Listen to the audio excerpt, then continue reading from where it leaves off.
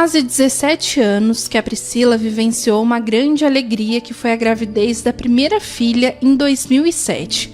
Mas infelizmente só ficou perto dela por pouco tempo. Giovana nasceu de forma prematura, com 8 meses, e por questões de saúde, teve apenas 45 dias de vida. E no 5º dia em casa, ela começou a apresentar alguns problemas. Ela vomitou no meio da madrugada, um jato bem forte. E bebês não vomitam, né? Eles golfam. Nisso que ela soltou esse jato, ela aspirou e a gente foi correndo para o hospital.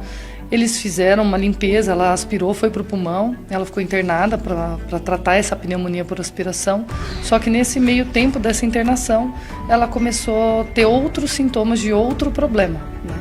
Tratavam e não melhoravam. No 10º dia, o médico cirurgião decidiu abrir o intestino porque tinha alguma alteração ali, e realmente tinha. Ela tinha uma obstrução intestinal. Foi tratado e com 30 e poucos dias de internação, depois que estava tudo bem, ela começou a ter uma infecção hospitalar e não aguentou. Durante o luto, a Priscila recebeu muito apoio de familiares, mas também precisou lidar com questionamentos e falas insensíveis de outros conhecidos. Com palavras, logo você tem outro e vai passar. Ou então, não, era só um bebezinho, ela nem cresceu. Gente, independente se está na barriga, se você ganhou esse bebê depois, é um sofrimento que é de cada um.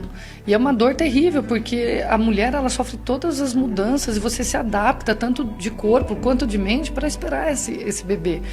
E da noite para o dia isso desmorona, né? E fica uma situação, né? Como que vai ser para a família? Como que eu vou falar que eu perdi esse bebê?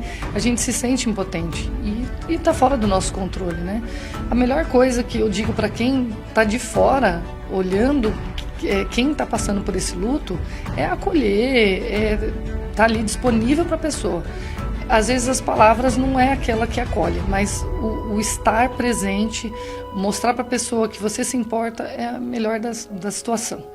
A educadora física precisou de apoio psicológico para passar pelo luto. Hoje, ela tem outra princesinha em casa, a pequena Lívia, de 4 anos. E aí a Lívia foi uma criança planejada, era alguém que foi totalmente diferente da outra situação, não foi uma surpresa. Quando ela nasceu foi bem difícil, porque eu tive muito medo, né, dela ficar doente, e foi toda uma expectativa. Mas hoje isso tudo passou e ela está aqui super saudável, não cobriu aquela dor, né? Aquela dor, ela existe lá, aquela saudade, ela existe, mas ela ajuda a distrair bastante. A perda gestacional ou neonatal é considerada como um luto invisível por muitas pessoas e exige um olhar mais cuidadoso da sociedade. Quando a gente fala em luto não reconhecido, que é esse luto invisibilizado, a gente está falando de um tipo de luto que não é visto como luto socialmente. A gente está falando de um luto que é diminuído, que é dado menos importância. A mãe e o pai, né, geralmente eles estão ali naquele momento com o sistema cuidador deles ativado, né? E a partir do momento que não tem mais bebê, né, do que eu vou cuidar? Fora toda a quebra das expectativas, dos planejamentos, né, de algo que você idealizou, que você planejou para a sua vida. Segundo dados da Secretaria de Vigilância em Saúde do Governo Federal, em 2023, mais de 10.500 bebês com até 1 ano faleceram no estado. Só na região foram 592 óbitos no último ano. Apenas entre janeiro a maio do ano passado foram 4.744 óbitos em São Paulo e 252 mortes no Vale do Paraíba.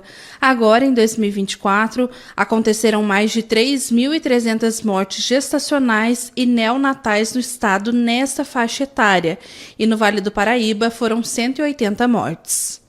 A Fernanda é mais uma mamãe que também precisou encarar o luto e a perda dos sonhos e expectativas de viver uma nova família.